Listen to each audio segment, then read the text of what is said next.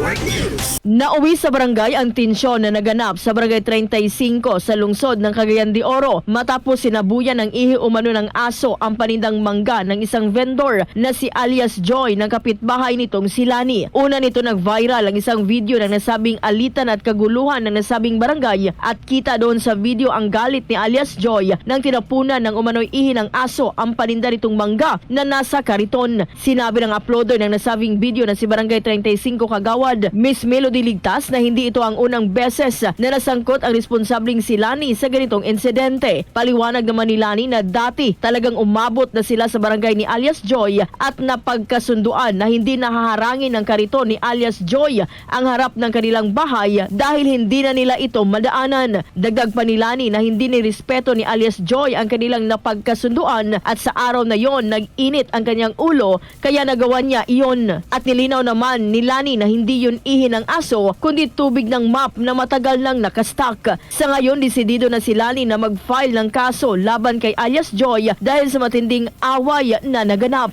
Samantala, nagkikiusap naman ang mga barangay officials ng barangay 35 upang maiwasan at hindi na maulit ang alitan ng magkapitbahay. Kasama mo sa RMN Cagayan de Oro, Radyoman, Ani Jane Duhay Lungsod, Tatak, RMN.